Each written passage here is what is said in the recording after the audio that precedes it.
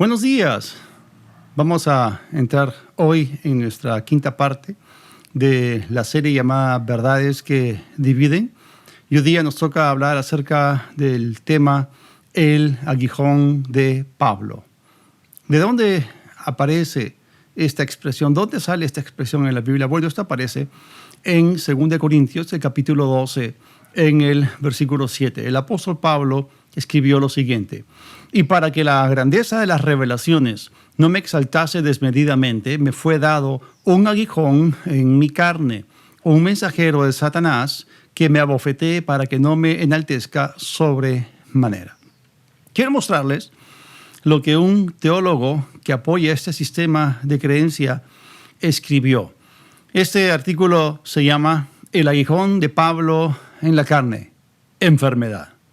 Escrito por el doctor David Duns, doctor en filosofía y en divinidades. Escuchen atentamente lo que este hombre escribió. Los primeros padres de la iglesia declararon que el aguijón de Pablo fue una enfermedad, y ese es también el consenso abrumador entre famosos eruditos bíblicos. Dios le dio a Pablo una enfermedad para que no se llenase de orgullo. Y Pablo llamó a esta enfermedad su aguijón en la carne. Sabemos que él nos estaba refiriendo a algo espiritual, porque específicamente dijo que este aguijón estaba en su carne. Tu carne es algo físico. Y esto fue lo que él trató de decir cuando dijo que a causa de una enfermedad del cuerpo anunció el evangelio en Galacia, Gálatas 4, del 13 en adelante. Con toda seguridad podemos asumir que esta fue una muy dolorosa enfermedad en sus ojos, porque Pablo dijo que esta terrible prueba estaba en su carne, Gálatas 4:14. Y que los Gálatas, si hubiesen podido, se hubieran sacado sus propios ojos para dárselos, Gálatas 4:15. Esta enfermedad arruinó la visión de Pablo tanto que él tuvo que escribirles en letras muy grandes, Gálatas 6:11. De hecho, él le pidió a Tercio que escribiera por él la epístola a los romanos, Romanos 16:22. Además, cuando estuvo ante el Sanedrín, ni siquiera pudo ver qué persona era el sumo sacerdote, quien seguramente estaba vestido de manera diferente, a quien Pablo como fariseo definitivamente conocía. Hechos 23, del 3 al 5. Su hombre exterior se estaba verdaderamente desgastando. 2 Corintios 4:16. No es de maravillarse que Pablo tomara un doctor, Lucas, consigo, Hechos 20:6, Hechos 20:13, Colosenses 4:14. Su presencia corporal era débil, 2 Corintios 10:10. Pablo rogó al Señor 3 veces que le quitase esa enfermedad.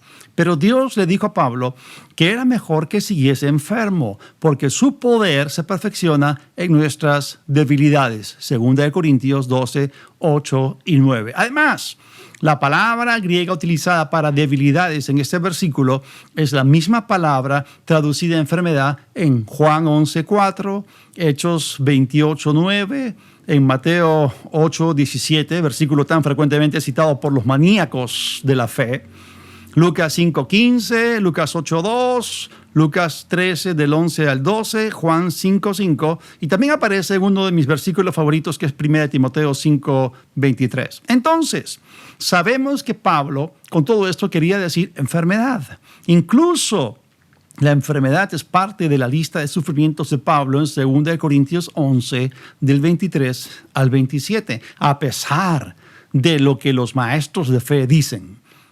Pablo incluyó el dolor como una de sus aflicciones. Habiendo estudiado griego extensivamente en el seminario, sé que el léxico griego de Thyers dice que el término mensajero de Satanás puede ser utilizado figurativamente para una enfermedad, y que la concordancia exhaustiva de Strong's dice que la palabra aguijón puede ser utilizada figurativamente para una molestia o discapacidad corporal. También Pablo dijo que se iba a gloriar en su enfermedad para que el poder de Cristo reposara sobre él. 2 Corintios 12:9. Además, incluso dijo que se gozaba en sus enfermedades. 2 Corintios 12:10. Pueden ver claramente que Pablo no podía ver claramente. De hecho, Los escritores en los siglos posteriores a Cristo escribieron que Pablo tenía una terrible enfermedad ocular oriental llamada oftalmia. Y si el gran apóstol Pablo se gozaba en sus enfermedades, tú también debes hacerlo.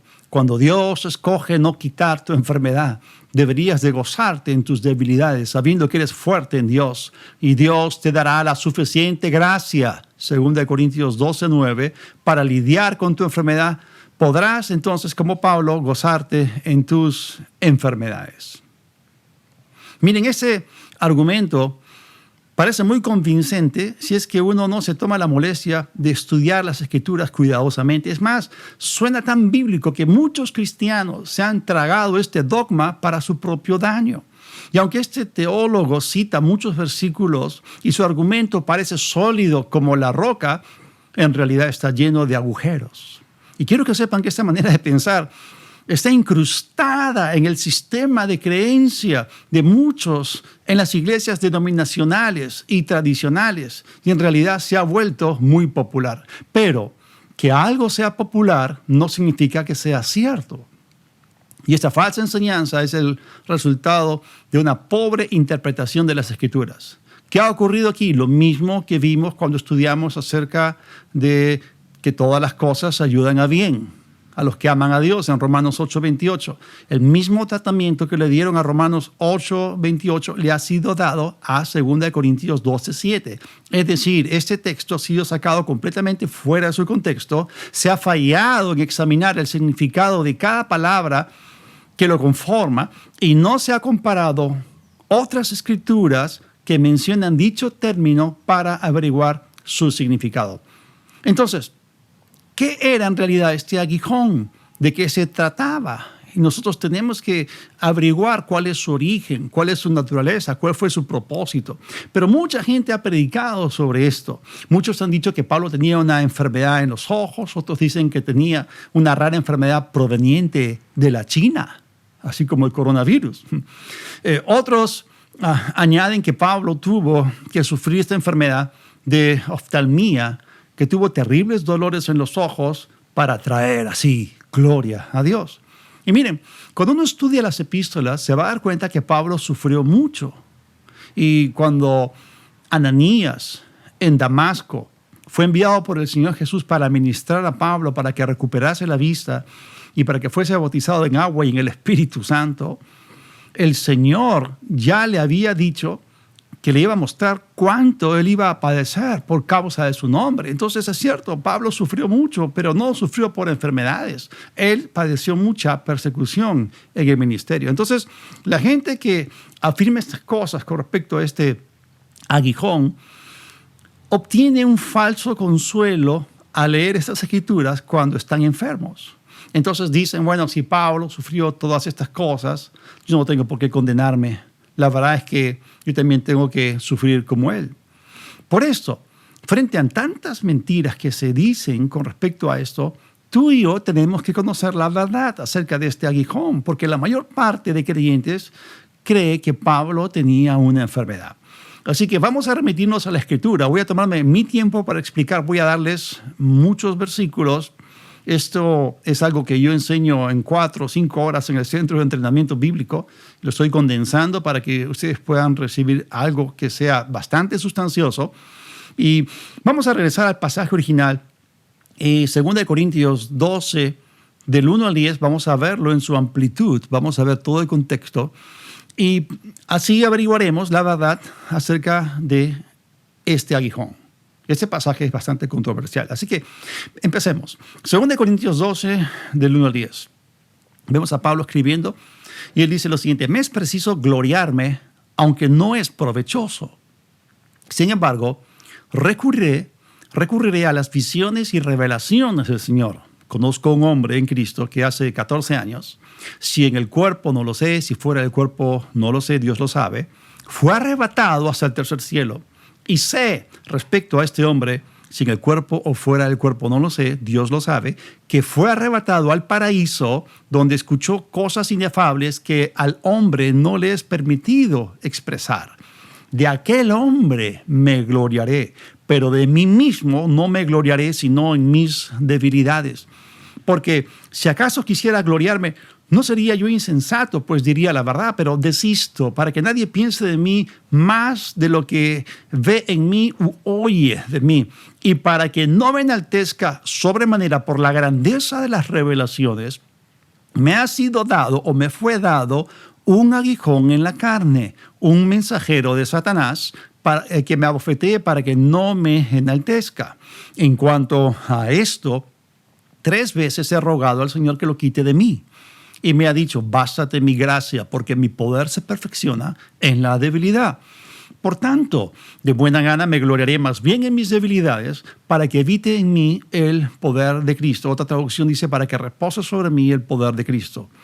Por eso me complazco en las debilidades, afrentas, necesidades, persecuciones y angustias por la causa de Cristo, porque cuando soy débil, entonces soy fuerte.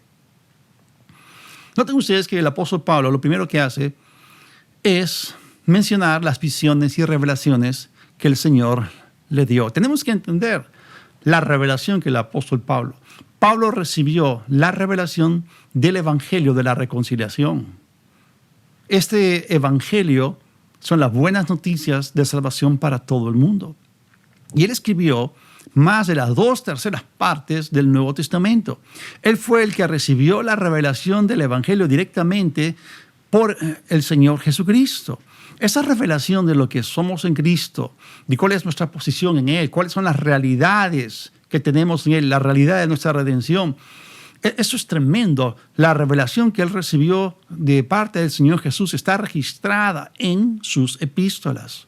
Y Él tuvo mucho más revelación que los demás escritores del Nuevo Testamento en cuanto a estas cosas. Ahora, Él comienza a relatar una experiencia que Él tuvo cuando fue arrebatado al tercer cielo. Y la mayor parte de eruditos dicen que Pablo está hablando acerca de sí mismo.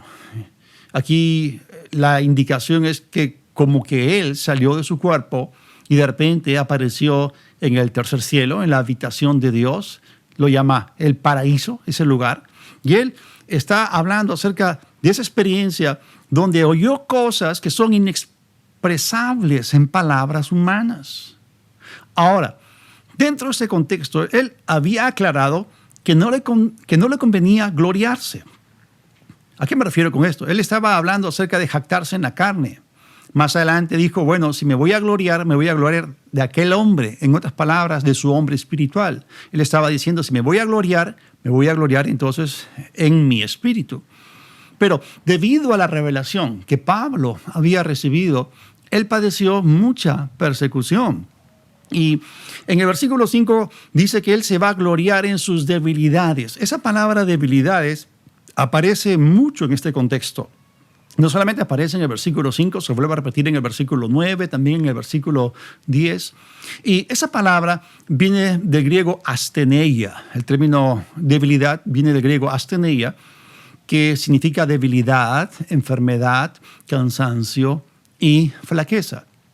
Ahora, en nuestra traducción, esta palabra asteneia ha sido traducida debilidades, pero en otras Biblias los traductores indiferentemente la han traducido como enfermedad y luego como debilidad, y lo peor de todo, dentro del mismo contexto. Y esto causa confusión. Esta palabra ha sido traducida arbitrariamente sin considerar el contexto, inclusive desde el capítulo anterior al capítulo 11. Entonces, una clave para una hermenéutica o interpretación correcta es estudiar, interpretar las palabras dentro del contexto en que se encuentran. Ahora, en el tratado, en los escritos de este teólogo David Duns, él se remitió a Gálatas, el pasaje de Gálatas 4, del 13 al 15. Entonces, mucha gente lee este pasaje y lo juntan con 2 Corintios 12. Y en ese pasaje, lamentablemente, el término asteneia lo han traducido como enfermedad y no como debilidad. Y Pablo lo que estaba mencionando acá era una debilidad en su cuerpo cuando él fue apedreado en Listra. Esto aparece en Hechos capítulo 14, desde el versículo 19 hasta el versículo 23. Y el libro de Hechos nos dice que después de que Pablo fue apedreado, se levantó y siguió predicando. La gente lo había arrastrado fuera de la ciudad pensando que estaba muerto. Ahora, los eruditos dicen de que Pablo verdaderamente murió. Los discípulos al final lo rodearon y se levantó. Pero los eruditos y estudiosos dicen que cuando Pablo murió fue que él ascendió al tercer cielo a experimentar todo lo que él relata en la primera parte de 2 Corintios 12. Ahora, Pablo estaba llevando a cabo la gran comisión y él entró en esa región y predicó primero en las ciudades de Iconio, Listra, Derbe, eran ciudades de la región de Galacia, que era una provincia de Asia Menor en aquellos días. Y la epístola a los Gálatas, de la cual estamos hablando en este momento, fue escrita y dirigida a todas las iglesias locales dentro de esa región. Pero la debilidad en el cuerpo a la cual Pablo se estaba refiriendo cuando les escribió estas palabras fue por causa del apedreamiento que acababa de tener. Y quiero que entiendan una cosa, no fueron los gentiles los que apedrearon a Pablo, fueron los judíos, y los judíos eran apedreadores profesionales. Y quiero que ustedes sepan una cosa, ellos no te lanzaban piedras a los dedos de los pies o a las piernas, ellos se lanzaban piedras y rocas a la cabeza y varias de esas piedras le golpearon la cara. Entonces, cuando fue a predicar el evangelio en esta región, él estaba con moretones, con contusiones. Era evidente que él había pasado por algo duro. Eso es lo que estaba pasando en su cuerpo. Entonces la gente, sin entender el contexto de lo que se estaba diciendo, lee este pasaje y concluye que Pablo pues tenía oftalmía y que los hermanos de Galacia se estaban compadeciendo de él y estaban llorando porque no podían hacerle un trasplante de ojos. Pero Pablo, cuando estaba hablando acá acerca de que si ustedes hubiesen podido, se hubiesen sacado o arrancado sus propios ojos para dármelos a mí, Pablo estaba utilizando una figura de dicción que es un recurso literario llamado metáfora, como una expresión de afecto, tal como alguien podría decirte, mira, te amo tanto que me cortaría el brazo y te lo daría. La otra escritura citada en el escrito de David Duns, de este teólogo, es Gálatas 6:11, donde Pablo escribe diciendo, miren con cuán grandes letras les he escrito. Y ellos concluyen de que Pablo escribió con letras inmensas porque no podía ver bien. Ahora, tengamos en cuenta algo. Normalmente el apóstol Pablo no escribía desde su puño y letra las epístolas. Él las dictaba a un escriba, que también se conoce como un amanuense. Tercio era un escriba que escribió Romanos. Él dictaba las epístolas normalmente a un escriba, pero el saludo siempre lo escribía con su propia mano. Sin embargo, la epístola a los Gálatas, él la escribió con su propio puño y letra. Y él utilizó letras muy grandes para enfatizar ciertas cosas importantes. O sea, tenemos que entender el contexto para poder comprender por qué Pablo fue tan enfático. O sea, Pablo estaba indignado de que los creyentes en Galacia tan pronto se hubiesen salido o hubiesen caído de la gracia. Entonces, el tono de la epístola y los fuertes argumentos utilizados por Pablo indican que él estaba espantado por causa de que ellos hubiesen cometido esta apostasía de dejar la gracia y entrar en una mezcla de la ley y de la gracia. Ahora, vamos a seguir estudiando la palabra asteneia, de donde obtenemos la palabra debilidades, dentro del contexto del Nuevo Testamento. Les voy a dar varios pasajes, como les dije. El primero es Romanos 5:6, donde dice, porque aún siendo nosotros débiles, y ahí está el término griego asteneia, aún siendo nosotros débiles, a su tiempo Cristo murió por los impíos. O sea, sería absurdo colocar acá la palabra enfermedad. Es decir, no tendría ningún sentido si dijese aún siendo nosotros o aún estando nosotros enfermos, a su tiempo Cristo murió por los impíos. Estaba hablando acerca de otra cosa completamente diferente. Romanos 6:19, Pablo escribió, les hablo en términos humanos a causa de la debilidad, asteneia, de la carne de ustedes. Romanos 8:3, porque Dios hizo lo que era imposible para la ley, por cuanto ella era débil, asteneia, por la carne. Sigamos adelante. En Romanos 8, el versículo 26, dice, y asimismo también el Espíritu nos ayuda en nuestras debilidades, asteneia. Segunda de Corintios 13:4 dice, porque, hablando acerca de Jesús, porque fue crucificado en debilidad, abstenía, pero vive por el poder de Dios. Hebreos 11:34 dice que ellos sacaron fuerzas de la debilidad, otra vez abstenía. Santiago 5:14 dice, está enfermo, abstenía alguno de ustedes. Entonces, claramente vemos, al mirar panorámicamente el uso de esta palabra en el griego del Nuevo Testamento, particularmente en las epístolas, terminamos concluyendo que hay tres significados de la palabra abstenía. Estos son los tres usos que el Nuevo Testamento les da. Número uno, la palabra abstenía se refiere a cansancio, flaqueza, fatiga, a la debilidad del cuerpo. En segundo lugar, Pablo también menciona este término y lo aplica a lo que es la debilidad de la carne. Y aquí no estamos hablando de cansancio físico, este es un tema completamente aparte del primero. Cuando se habla de la debilidad de la carne, está hablando acerca de la naturaleza del pecado en nuestro cuerpo. Eso es lo que teológicamente se conoce como la carne.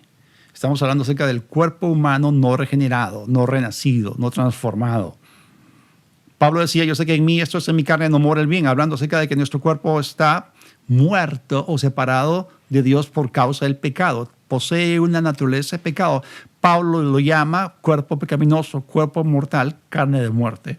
Entonces, cuando habla acerca de los jalones de la carne, la tendencia pecaminosa de la carne, esa es la debilidad de la carne es débil ante la tentación. Y el tercer uso que Pablo le da a la palabra abstenía es enfermedad física, porque ese también es el término que se traduce enfermedad. Ahora, vamos a volver al pasaje original de 2 Corintios y veamos dentro de qué contexto Pablo utiliza la palabra debilidades. Vamos a averiguar a qué debilidades se refería Pablo, porque como les dije, muchos traductores han colocado la palabra abstenía, la han traducido enfermedades de una manera arbitraria sin considerar el contexto. Ahora, vamos a ponernos históricos. ¿Cuál es el argumento de 2 Corintios? 2 Corintios es una epístola que el apóstol Pablo escribió para vindicar su apostolado. Es más, en el primer versículo dice Pablo, apóstol de Jesucristo. ¿Qué había ocurrido? Pablo había fundado la iglesia en Corinto y él había predicado el evangelio con demostración del Espíritu, demostración del poder. Pero después de que él se fue, ingresaron a la iglesia falsos apóstoles y comenzaron a enseñar una serie de cosas. La palabra de Dios los llama falsos apóstoles y obreros fraudulentos. Lamentablemente, a los de la iglesia de Corinto, que estaban en un estado de crecimiento espiritual bastante retrasado, ellos eran niños, eran carnales, lamentablemente ellos no supieron discernir que estos hombres venían con su propia agenda en mente y que ellos venían como falsos apóstoles. Ellos no supieron reconocer que eran falsos ministros, falsos apóstoles. Ellos fallaron en darles la tolerancia cero y ellos lo recibieron. Y esos falsos apóstoles apenas llegaron, comenzaron a desvirtuar a Pablo, su ministerio, y ellos trataron de quebrantar la lealtad que los de Corinto tenían para con el apóstol Pablo. Entonces la gente de la iglesia comenzó a rechazar a Pablo como apóstol, así que Pablo les escribió esta segunda epístola para decirles que él era verdaderamente un apóstol de Dios y que debían recibirlo. Ahora, estos falsos apóstoles que se introdujeron en la iglesia, ellos comenzaron a echarse flores a sí mismos. Ellos comenzaron a compararse, comenzaron a embarrar a Pablo, comenzaron a echarse flores a sí mismos. Ellos comienzan a gloriarse a sí mismos en la carne, comienzan a exaltarse a sí mismos. Entonces, Pablo, cuando escribe a la iglesia en Corinto, él dice, bueno, si ellos se pueden jactar, si ellos se pueden gloriar, yo más. Yo puedo gloriarme más que todos ellos juntos. Miren todo lo que me ha pasado a mí, que lo que ellos dicen no se compara en nada con todas las experiencias que yo tengo y todos los problemas que he experimentado por servir a Cristo. Entonces, el capítulo 11, que es el capítulo previo, el capítulo que nos habla del aguijón de Pablo en la carne, él lo dedica para explicar todo lo que él había padecido por servir a Cristo. Voy a leerles 2 Corintios 11, del 22 al 33. Darles este tipo de explicación y enseñanza es necesario porque les va a dar a ustedes seguridad para saber que este argumento que estamos dándoles está fuertemente sustentado.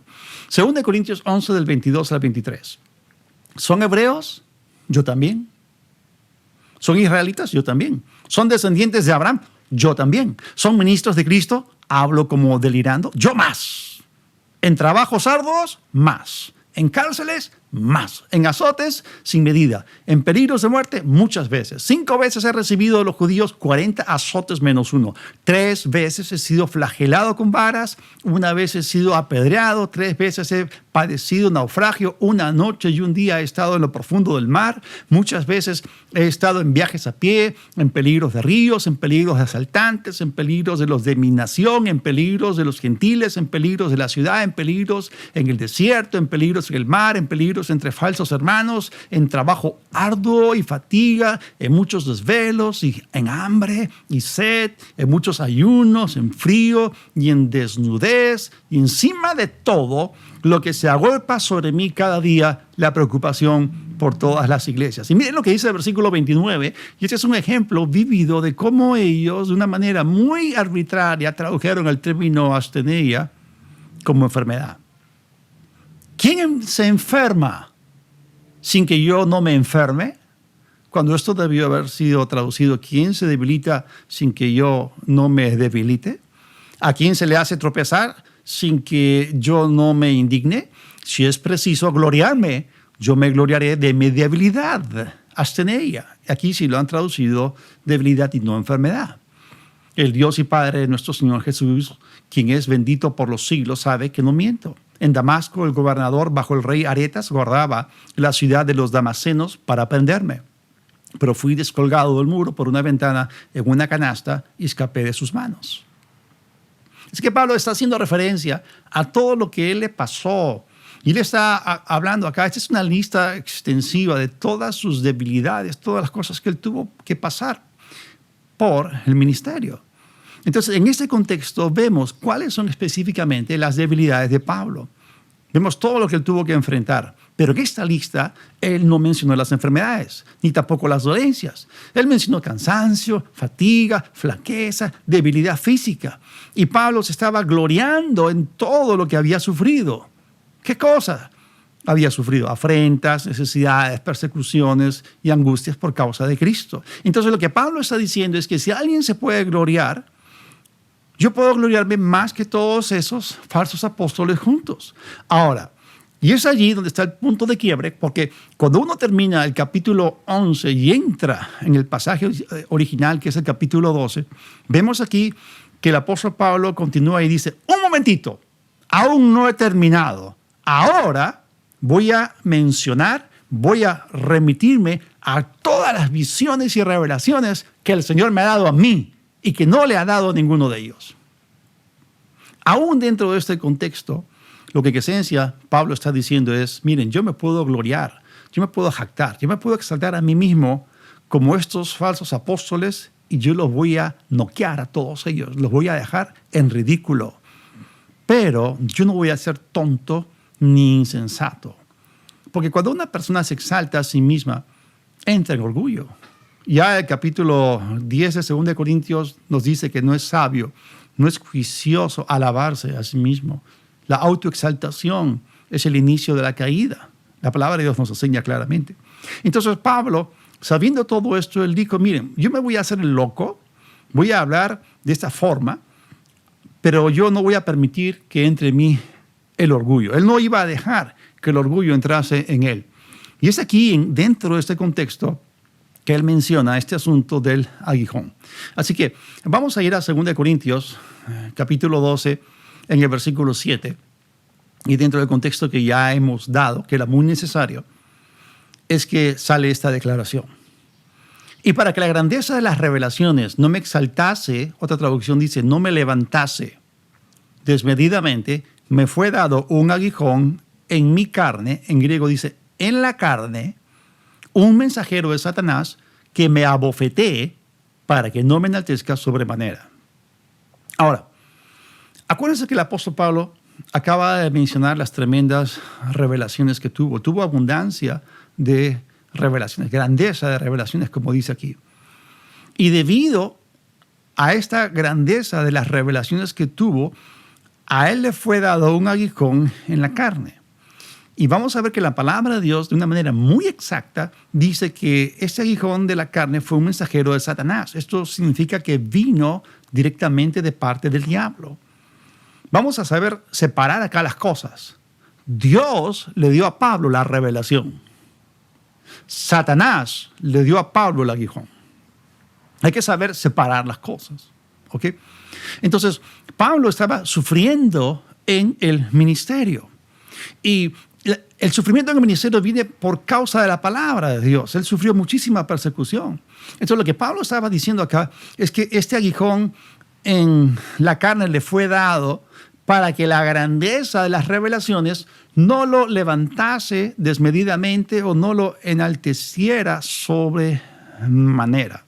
Ahora, algunas personas piensan que Dios le dio a Pablo este aguijón para mantenerlo humilde, para que Pablo no se llenase de orgullo por la revelación que había recibido.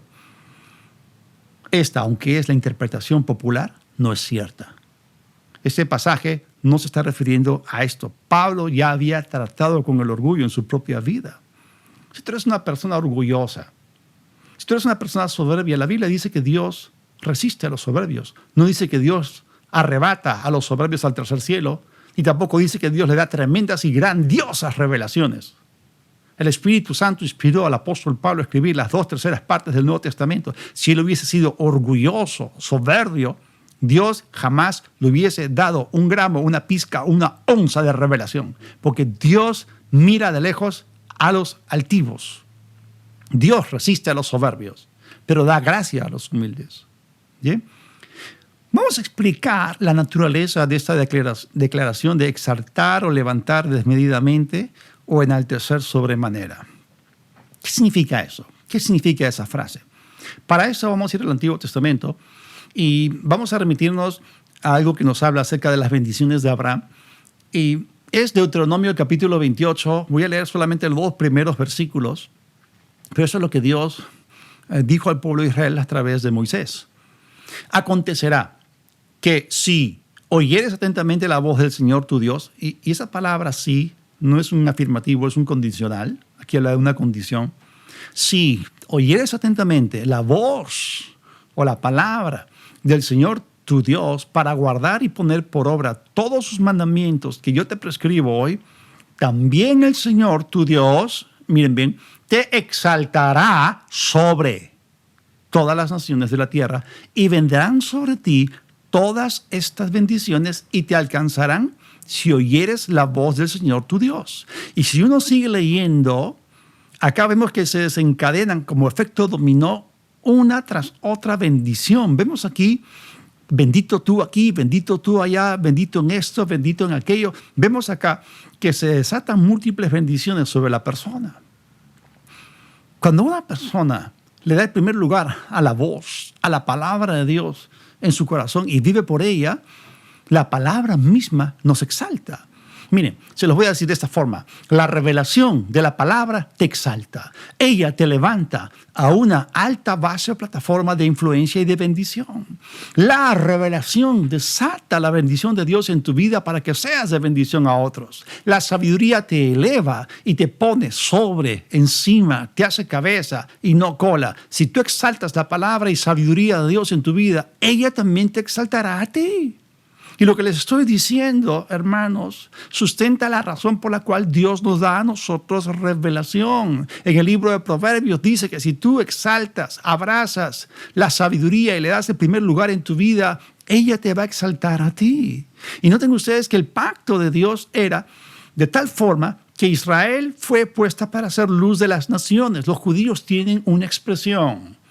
Es tikkun olam. Tikkun olam significa bendecir o mejorar el mundo que nos rodea. Ellos tienen en su chip ese programa donde ellos saben que por definición, por creación, por diseño, han sido puestos para hacer luz a las naciones, para hacer su contribución en el resto del mundo.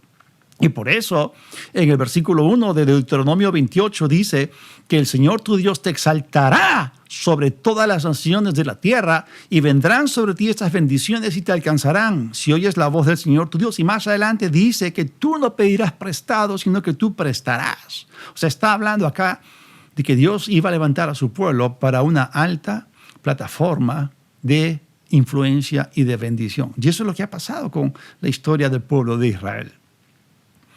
Entonces, en términos muy sencillos, si tú recibes revelación de la palabra de Dios, la palabra de Dios te va a sacar de la mediocridad. La revelación que Dios le dio a Pablo estaba operando en su vida y Pablo estaba saliendo de ser un cristiano promedio, uno más del montón. La revelación hizo que Pablo ahora se saliese de una vida cristiana mediocre o promedio. Por eso, esa es la intención, el propósito de la revelación de Dios. Cuando Dios te comienza a revelar cosas, es para levantarte a otro nivel en el plano espiritual. La revelación trae como consecuencia tu exaltación. ¿Por qué? Porque comienzas a operar en un ámbito o un nivel superior que el de la carne. Es el ámbito del espíritu. Entonces la revelación nos exalta, nos levanta, obviamente con Cristo Jesús, mucho más allá de lo que nos hemos imaginado. Ahora, si tú recibes la revelación de lo que eres en Cristo y que ya fuiste exaltado con Él, que fuiste vivificado, resucitado, sentado con Cristo a la diestra del Padre, exaltado con Él, entonces en tu propia vida, en lo vivencial, en lo vital, en lo experimental, vas a poder caminar en otro nivel. ¿Qué está pasando acá? ¿Cuál es la dinámica? ¿Cuál es la mecánica acá? Al diablo no le gustó que Pablo tuviese semejante revelación. Satanás no quería que el apóstol Pablo fuese más allá de la mediocridad. Satanás no quería que Pablo anduviese o caminase en la revelación que tenía.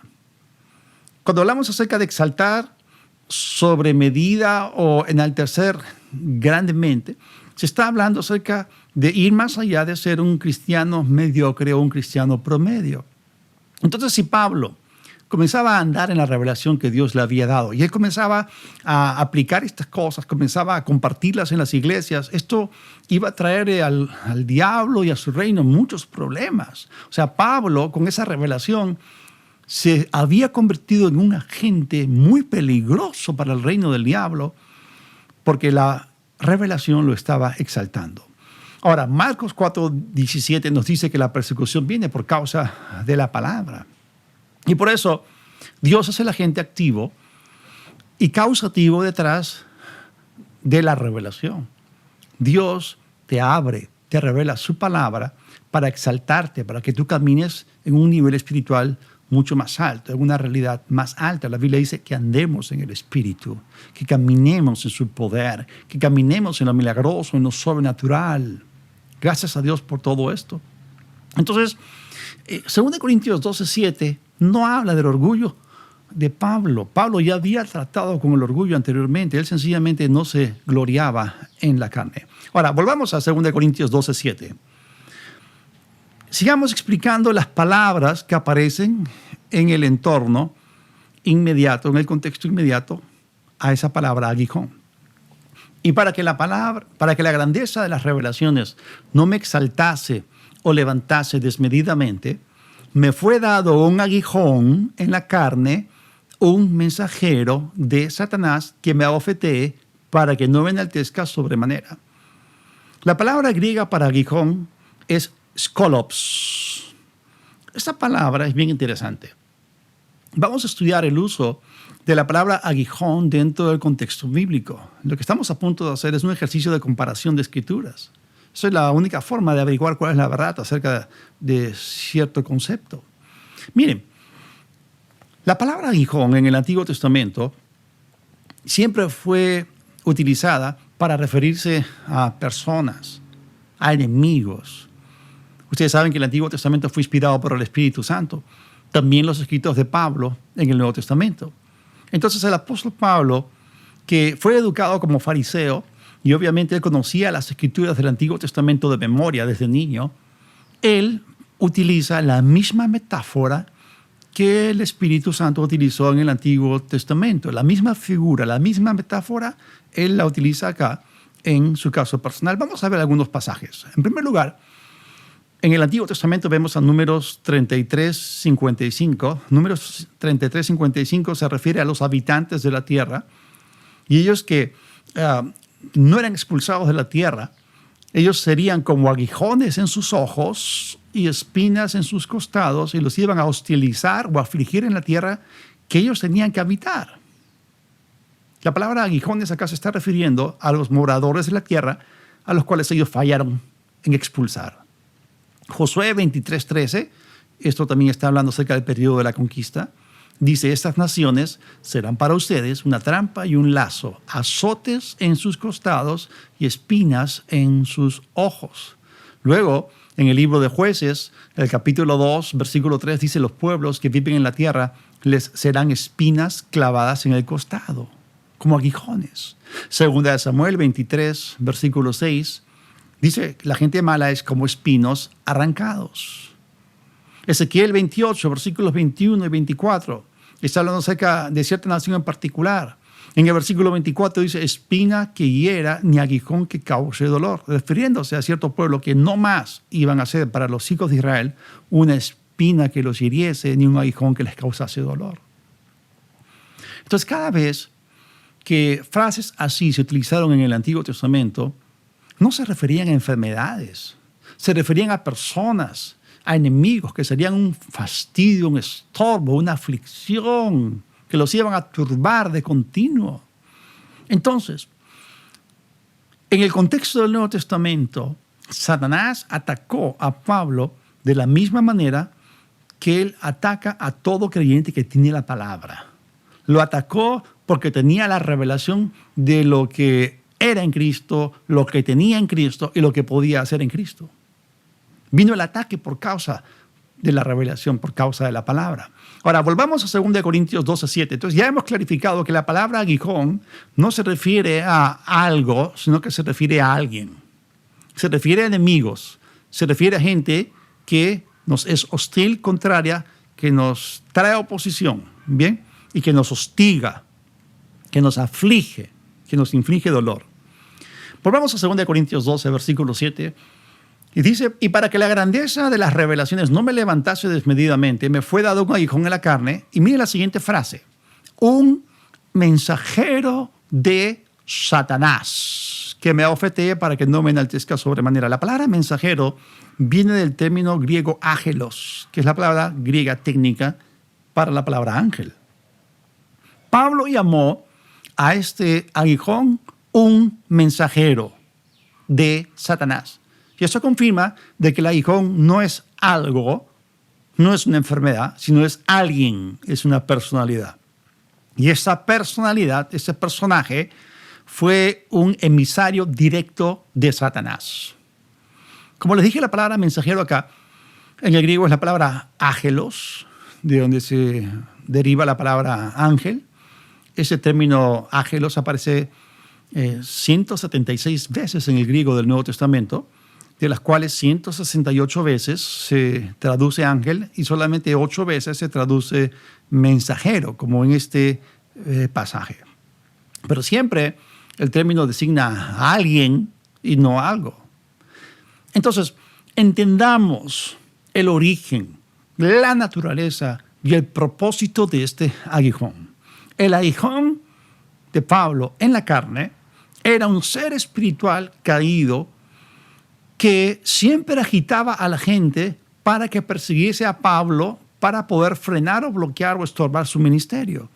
Y eso ocurría de ciudad en ciudad, porque Pablo era un ministro itinerante. A donde quiera que él iba, había gente que se levantaba contra él. En cada lugar al cual Pablo llegó a predicar la palabra de Dios, siempre se encontró con gente religiosa, especialmente los judíos, a los cuales no les gustaba lo que Pablo predicaba. Pablo predicaba que Jesús era el Cristo, que Jesús era el Mesías. Pueden leer en el libro de Hechos, en los viajes misioneros de Pablo. No estoy hablando de nada nuevo. Ahora, volvamos a 2 Corintios 12:7. Y para que la grandeza de las revelaciones no me levantase desmedidamente, me fue dado un aguijón en la carne, un mensajero de Satanás que me abofetee, para que no me enaltezca sobremanera. La palabra abofetee del griego kolafizo, significa golpear repetidamente con el puño. Y quiero que ustedes sepan que esa fue la repetida experiencia de Pablo. Él fue frecuentemente golpeado por predicar el evangelio. O sea, este mensajero satánico, este emisario diabólico, estaba detrás de los incidentes en los cuales las multitudes se agitaban y buscaban apedrear a Pablo. Y esto le ocurrió de ciudad en ciudad. Él tenía que estar huyendo continuamente. Y los primeros que eran agitados por este ser espiritual caído eran los judíos. Ahora, en nuestro lenguaje diario, en la calle, en la casa, en la oficina, nunca nadie dice, esta enfermedad me está abofeteando. Porque por definición la palabra abofetear es algo que se hace desde afuera. Sin embargo, cuando una enfermedad aflige a alguien, lo hace desde adentro. Así que este término griego kolafizo, que se traduce a bofete, vamos a ver cómo se utiliza dentro del griego del Nuevo Testamento y cómo está hablando acerca de un castigo físico. En Mateo 26, 67, hablando acerca de Jesús, y Jesús dijo, si a mí me persiguieron, también a ustedes los van a perseguir. Mateo 26, 67 dice, entonces le escupieron en el rostro y le dieron de puñetazos y otros le abofeteaban. Acá aparece el término griego kolafizo. Igual en el registro de Marcos 14, 65. Y algunos comenzaron a escupirle, a cubrirle el rostro y a darle de puñetazos y a decirle profetiza. Y los alguaciles le daban de bofetadas, otra vez kolafizo.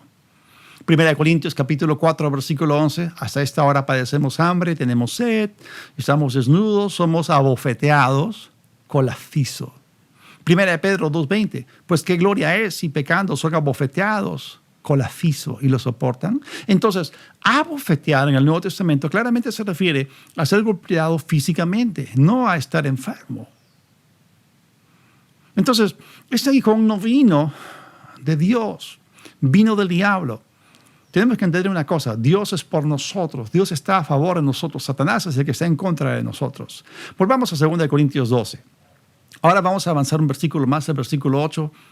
Y con respecto a esto, dice, en cuanto a esto, 3 veces he rogado al Señor que lo quite de mí. El término griego afistemi significa aparte. No significa que lo quite, significa que lo aparte de mí. Y el mejor uso que puedo darles para ilustrar esta palabra es el que aparece en Hechos 12:10 cuando Pedro fue puesto en prisión por Jacobo. Herodes ya había matado a Jacobo, el hermano de Juan, y quería ahora matar a Pedro por congraciarse con los judíos. Entonces en Hechos 12:10 vemos cómo Pedro estaba preso y cómo un ángel vino y lo sacó sobrenaturalmente de la cárcel. Hechos 12:10, habiendo pasado la primera y la segunda guardia, llegaron a la puerta de hierro que daba a la ciudad, la cual se les abrió por sí misma, y salidos pasaron una calle y luego el ángel se apartó de él, de griego afistemi. Es interesante cómo Pablo rogó al Señor 3 veces que lo quitase de él. En realidad significa que lo apartase de él. En la Biblia tenemos personas que oraron 3 veces por lo mismo. Jesús en Getsemaní y también aquí a Pablo aquí. Ahora, entendamos una cosa. El darle a Pablo este aguijón en la carne fue una idea de Satanás, no fue idea de Dios. Y Pablo no oró 3 veces a Dios para que apartase de él algo que él pensó que Dios le había dado. No, Pablo sencillamente oró para que el Señor lo apartase de él. Ahora es cierto que Dios lo permitió, porque Dios permite la persecución en la tierra. O sea, quiero decirles que sí, nosotros hemos sido redimidos en Cristo por su sangre, hemos sido redimidos de una serie de problemas y de cosas que el diablo nos trajo, pero ningún creyente ha sido redimido de la persecución por causa de la palabra o por causa de la justicia. Más bien, en la Escritura se nos garantiza la persecución. Alguien podría decir, bueno, si Pablo tenía semejante revelación y tenía la revelación acerca de la autoridad y poder que tenemos en el nombre de Jesús, ¿por qué entonces Pablo no tomó autoridad sobre Satanás y le mandó que detuviese toda la persecución en contra de él? Bueno, Jesús dijo en Lucas 6:40 que el discípulo no está sobre su maestro. Y él dijo, si a mí me persiguieron, a ustedes también los van a perseguir. Y uno se puede preguntar, entonces, ¿por qué Jesús no utilizó su fe porque él era un hombre de fe, para detener la persecución que se levantaba contra él. ¿Por qué Jesús no confesó que la persecución seguiría? Porque no hemos sido redimidos de la persecución. Ahora, gracias a Dios que a pesar de la persecución tenemos protección. Y Dios protegió a Cristo Jesús de aquellos que querían matarlo. Pero Jesús no mandó al diablo que se detuviese en enviarle gente para que lo criticase o la gente que lo quería matar. O sea, entendamos una cosa. Satanás está vivo y activo en el planeta Tierra. Adán le dio entrada, le dio permiso, le dio el derecho de permanecer todavía en la Tierra. Por lo tanto, Dios va a permitir que la gente sea influenciada por el diablo y va a permitir que la gente nos persiga. Así que no hemos sido redimidos de la persecución. Ahora, vamos al versículo 9 de 2 de Corintios y con esto terminamos. 2 de Corintios 12:9. Y me ha dicho, bástate mi gracia, porque mi poder se perfecciona en la debilidad, hasta en ella. Por tanto, de buena gana me gloriaré más bien en mis debilidades, hasta en ella, para que habite en mí el poder de Cristo, o para que repose sobre mí el poder de Cristo. Ahora, frente a esto, frente a la oración de Pablo, cuando él le pidió al Señor que lo apartase de él, Dios le dijo, bástate en mi gracia. O sea, acá hay un asunto de fondo. El asunto de fondo es que la gracia de Dios fue suficiente para Pablo. Tenemos que entender que la gracia de Dios capacitó a Pablo para acabar su carrera con gozo, a pesar de lo que Satanás trató de hacer enviando a este mensajero o este emisario diabólico. Y así como Pablo, tú también debes tener la expectativa de que la gracia de Dios va a ser más que suficiente para ti y que te va a capacitar para cumplir con tu llamado. Ahora, si alguna enfermedad causa que tú mueras prematuramente y no acabes tu carrera, la razón es sencillamente que tú no has participado de la gracia de Dios, que es más que suficiente para ti, para darte victoria sobre cada tribulación. ¿Acaso no dice en el libro de Salmos que muchas son las aflicciones del justo, pero que de todas ellas lo librará el Señor? Y Pablo tuvo muchas más aflicciones y tribulaciones y pruebas que todos nosotros juntos. Sin embargo, la gracia de Dios para Pablo fue más que suficiente para llevarlo siempre en triunfo en Cristo Jesús. Y entendamos una cosa. La gracia de Dios siempre es mayor que los ataques del diablo. Y por eso Pablo pudo vivir una vida cristiana victoriosa. Y si Pablo no fue derrotado por ese aguijón en la carne, tú tampoco deberías serlo. La gracia tiene un efecto positivo. Dios da gracia a los humildes y la gracia nos exalta. La Biblia dice que Él nos va a exaltar cuando fuere tiempo. Entonces, si Dios no hubiese querido que Pablo fuese exaltado, no le hubiese dado, en primer lugar, la revelación y en segundo lugar, tampoco le hubiese dado su gracia. Entonces, ¿para qué le dio su gracia? Para levantarlo, para exaltarlo. Ahora, es aquí donde tenemos que sacrificar una vaca sagrada y un globo religioso, porque mucha gente piensa que la gracia de Dios nos humilla o es la capacidad de tolerar una situación. Y no es así. La gracia de Dios, en vez de humillarnos o traernos algo malo, nos exalta sobre medida, nos levanta o enaltece desmedidamente. O sea, Dios quiere que tú experimentes su poder. Dios quiere que tu fe repose en la multiforme gracia de Dios. Y aquí está hablando acerca del poder de Cristo reposando sobre Pablo. Y cuando la Biblia dice que el poder de Dios estaba con Jesús para sanar, ese poder sanaba. Entonces, ¿cómo podemos hablar acerca de Pablo llevando una enfermedad en su cuerpo cuando el poder sanador de Cristo reposaba sobre él? Entonces, vamos a entender el origen, naturaleza y propósito de este aguijón y el origen y la naturaleza de la gracia y el poder de Dios y cuál fue su propósito. Miren, el aguijón de Pablo en la carne fue la habilidad y poder de Satanás en contra de Pablo, pero la gracia y el poder de Dios fueron la habilidad de Dios a favor de Pablo. Y la gracia no es la tolerancia neutra frente a lo que hurta, mata o destruye. Es decir, la gracia nos ha dado a nosotros libertad de las obras del diablo. La gracia nos libera de todo lo que hurta, mata o destruye. Sufrir las obras del diablo bajo la opresión del diablo es sufrir necesariamente, porque la gracia te libra de toda desgracia. La gracia no convive con el poder del diablo. La gracia no es paciencia, no es longanimidad. La gracia te da a ti la capacidad para reinar en vida en Jesucristo, para que tú utilices el poder y autoridad que Dios te dio en el nombre de Jesús y que destruyas las obras del diablo. La gracia de Dios verdaderamente te exalta. Romanos 5:17 dice que aquellos que recibimos la abundancia de la gracia reinamos en vida en Cristo Jesús como reyes en nuestro dominio. No dice que vamos a vivir oprimidos. No dice que vamos a vivir como gusanos de la tierra, humillados, dominados por las situaciones o aplastados por Satanás. Más bien dice que la gracia ha puesto a Satanás debajo de nuestros pies. La gracia de Dios te exaltó a lugares celestiales, a un lugar de dominio y autoridad y recursos y poder y victoria.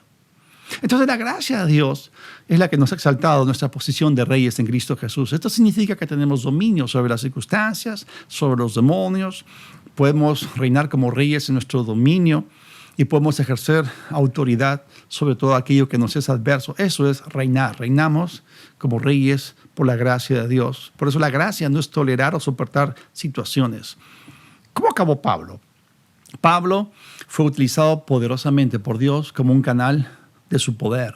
La unción sobre Pablo en Éfeso fue tan fuerte que las prendas y pañuelos que tocaban su cuerpo causaban que los demonios y las enfermedades saliesen de la gente afligida. Y si Pablo hubiese tenido una terrible infección ocular o cualquier otra enfermedad obvia y evidente, la gente habría evitado tocar a Pablo o cualquier prenda que Pablo hubiese tocado para evitar cualquier tipo de contagio. Pero el hecho de que Dios haya fortalecido a Pablo en medio de toda esta debilidad nos muestra de que Dios está en el asunto y negocio de fortalecer a sus hijos y nunca los debilita. Él quiere fortalecernos con poder en el hombre interior por su espíritu. Fue la gente que persiguió a Pablo y golpeó a Pablo la que lo debilitó, no fue Dios, porque Dios es nuestra fortaleza, no nuestra debilidad. Y Pablo se gozaba en la fortaleza de Dios que se manifestaba en él cuando él estaba sumamente débil. Fue así que Pablo fue fortalecido en su debilidad. Y esa es una prueba adicional de que Dios es sanador y no enfermador. Termino con esto. Dios no sanó el aguijón de Pablo en la carne, porque simplemente ese aguijón no fue una enfermedad. Fue un espíritu caído enviado por Satanás para asegurarse de que la gente golpearía a Pablo donde quiera que fuese, para agotarlo, para debilitarlo, para derribarlo, para frenarlo, para obstaculizarlo. Y aunque hemos sido redimidos de la enfermedad, no hemos sido redimidos de la persecución por causa del Evangelio. Así que la enfermedad no es, nunca fue, ni nunca será un aguijón en la carne. Vamos a orar. Señor, te damos gracias por tu palabra. Tu palabra es verdad. Te damos gracias, Señor, porque tu palabra es luz, abre, inunda de luz los ojos de nuestro entendimiento. Te damos gracias por la verdad que trae libertad. Te agradecemos, Señor, por darnos un cuadro tan claro y completo de lo que tu palabra menciona cuando se refiere aquí a este asunto del aguijón. Te agradecemos por esto en el nombre de Jesús. Amén.